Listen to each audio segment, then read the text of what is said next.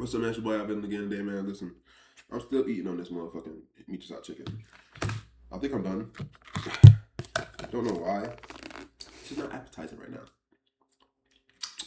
Pretty funk. But yeah, man. Let's go ahead and get into this video, man. My name's Villain. If you're new to the channel, I read the crime videos. I'm a little sandy brain, but you is too for watching these videos with me. And if you do any type of crimes, I need you to click out the video. I need you to do no getting on new ideas and trying to have me in your story of why you did it. No, we're not doing that. But let's go ahead and get to part 6. And I ain't gonna talk your head out no more, man. Let's go ahead and get it, man. This is, like I said, I feel like I'm watching the movie when I'm watching this one. So let's go ahead and get it. And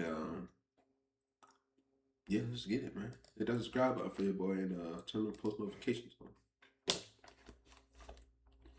I did that, girl. It's not your fault.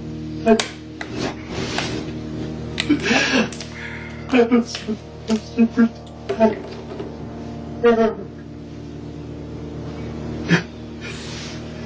It's not your fault. I'm sorry I didn't answer. I actually wasn't in today. As Daniel breaks down, something catches Martinez's attention. Daniel is crying, but there are no tears. The detective finds it strange and more than a little concerning. Wanting to probe deeper, Martinez asks for a moment alone with Daniel to see what's really going on beneath the surface. And the moment he starts asking questions, things get heated, fast. I know you said that you don't think that there was somebody else. She said, okay. Why do you keep asking? I'm just trying to put everything together to kind of get a bigger picture, because you said that she's been acting kind of weird lately and, you know, being very secretive and withholding of information for you. So I'm just trying to understand, I guess, so we can backtrack what she's been doing this past month.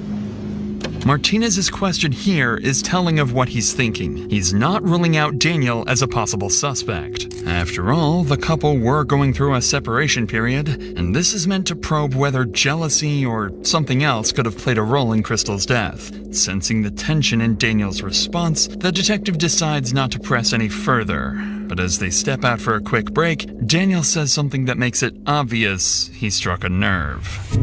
I've seen enough movies. It's always the husband. I get it.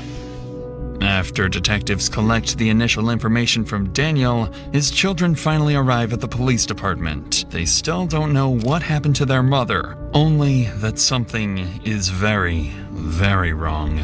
Daniel is notified of their arrival and given a choice. Should he be the one to tell them, or leave it to officers and Crystal's family? Instead of letting someone else deliver the news, Daniel insists on telling them himself. A decision that appears compassionate on the surface, but underneath, it's a way for him to control the narrative and shape how his children see him, even in a moment of tragedy. Following this, investigators sit down with Crystal's family to begin their interviews, and this is where things start to take a concerning turn. Up until now, the case seems straightforward. Crystal has a stalker, her ex-boyfriend Anthony. That stalker killed her. Find Anthony, and you find Crystal's killer. But once detectives start speaking to Crystal's parents, brother, and sister-in-law, things become far more complicated. And what they learn next will force them to reconsider everything they think they know about Crystal, her marriage, and even her stalker. So your understanding, I guess, of it's the ex-husband who's been kind of... It's not my husband, it's an ex-boyfriend. Ex-boyfriend. From when she was 18 years old. Okay, gotcha. Can you think of any, I guess, recent, has he reached out to you? Have you seen any... No, he's never contacted me. I know yesterday she told me that he had messaged her again 2 days ago or so. Let her know that he was ready to come back, and so she can go ahead and off her husband now. Make it look a little like she was in on this whole deal with killing her husband, I guess. Do you think there's anything doesn't feel right, doesn't seem right, something that, I don't know, you just feel like might be important to our investigation? I don't know, like, I know that Christine was, like, very concerned. I gotta say something, bro, because I'm dead for real thinking about this right now. He goes and tells his kids that their mother died, right? That is sick. Sick as hell. Why? I don't know. This is a sad, sad case. Them kids ain't gonna be able to trust nobody for the rest of their life. Because they can't even trust the person that made them. They're gonna have a hard time navigating life after this. Why? Why do people do this?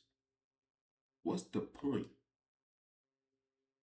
That's what I'm saying, bro. Watch who y'all have kids with. Watch who y'all date. Because it's mad scary out here, 2026. And worried about this guy, and I just always felt like it was like there was something weird about it, like, but I can't put my finger on it. It just I feel like she had said that it was like this Anthony guy, that it seemed very different than past behavior in him, like that he was never sexual in the past, and that these were like very like hypersexual things.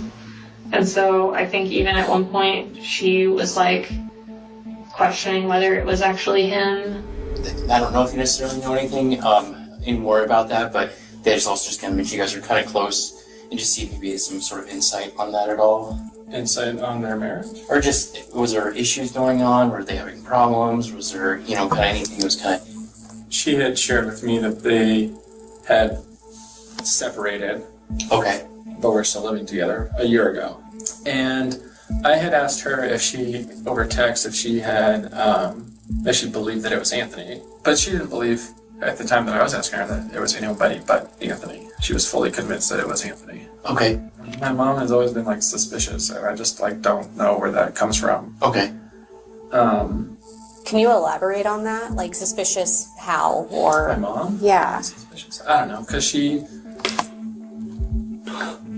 Like, the difficulty finding Anthony. Like, why is it so hard to find Anthony? Why can't there, cell phone records or IP stuff?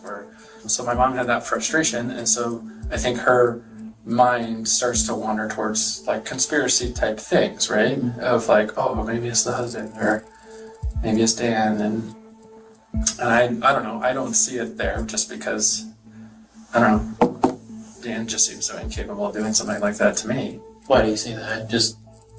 I don't know, I talked to him, and him and I just hung out and talked for like 2 hours. And he was like very concerned about like getting his family together and talking about being vigilant but not paranoid.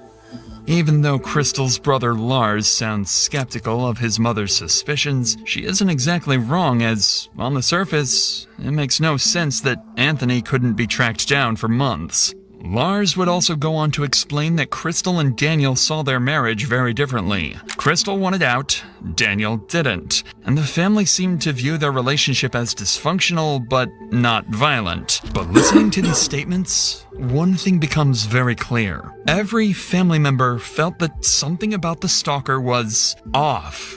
There was a shared intuition they couldn't quite articulate, and when detectives sit down with Crystal's mother, she makes that suspicion very clear. I know you said, and I kind of learned on seeing that she was married, had 3 children. Her life was hell. We slept months and last year. Her husband and her were not in good terms. He was in complete denial. She'd tell me how he was. Did she ever give you insight on what kind of led her to feel like her marriage was over, or? That is explosive. But I've never seen him, hurt her. He would hurt the kids, but, some people think the corporal punishment is to pay the kids. I just protect her. Come on back to Come on back to watch part 7 of this How Police Capture Colorado Smallest Killer, man. We're gonna go ahead and get into that, and I'll catch y'all in the next one, man. Listen, if you're not subscribed, go ahead and hit that subscribe button for your boy. Hit that post notification bell so you don't miss no new videos. And we're gonna get into this shit, man. All right, but come back for part 7, man. I know y'all want to keep watching, so let's do it, man. Peace. OV out.